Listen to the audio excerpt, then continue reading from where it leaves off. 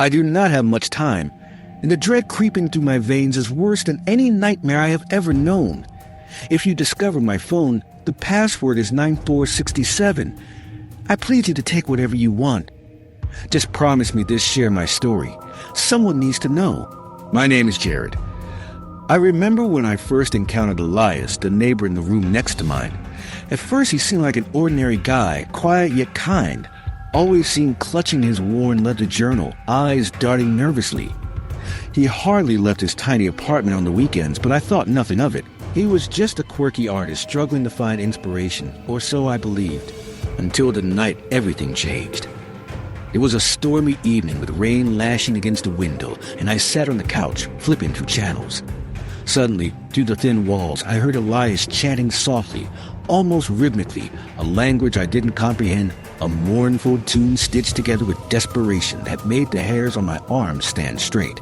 I should have knocked, asked what was wrong, but something held me back. Instead, my stomach twisted into knots, worry wedging itself deep within. I regretted that hesitation when I found strange symbols etched beneath his door one morning.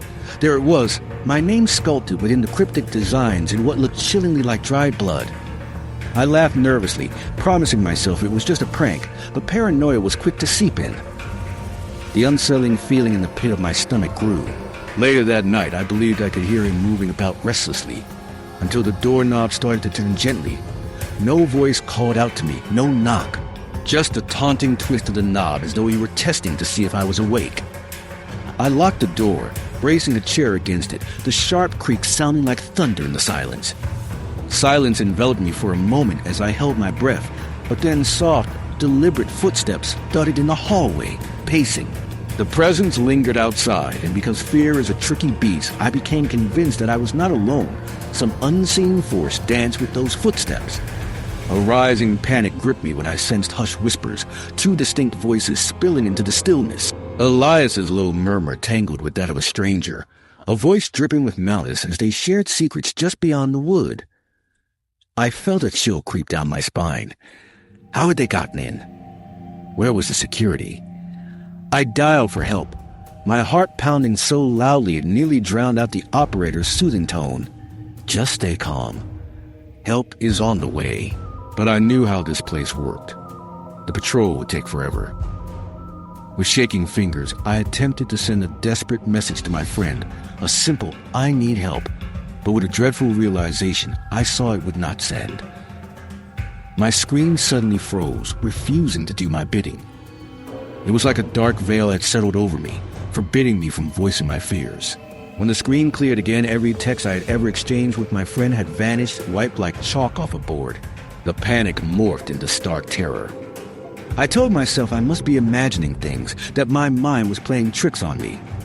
But then in one fell swoop, the lights began to flicker ominously. Not one bulb at a time, but all at once, dimming slowly as if the whole building was holding its breath, waiting for something I didn't know what. I had no way out. The window was reinforced against intruders, its height promising only a fall, and I knew I wouldn't survive. I realized I had to act fast. My ears strained to detect the brewing storm of noise outside. The pounding on my door grew ferocious, violent. It rattled the hinges, threatening to tear my sanctuary apart. And as my palms began to sweat against the cold wood of the chair, I prepared myself. If I am snatched away from this world, please take heed of my warning. It is Elias. He is not who he appears to be. We reside at 213 Blackstone Avenue, Unit 5C in the heart of Brooksville. He presents himself as harmless, a tortured artist, but beneath lies a mind twisted in darkness. I fear I will not get to tell anyone what he truly is. With each battering blow, the resolve of my fragile barricade crumbles further. I beg you, share my story if you find this. Let the world know the terror lurking behind these walls. I am terrified I might vanish into nothing, lost in its shadows. The door will not hold much longer.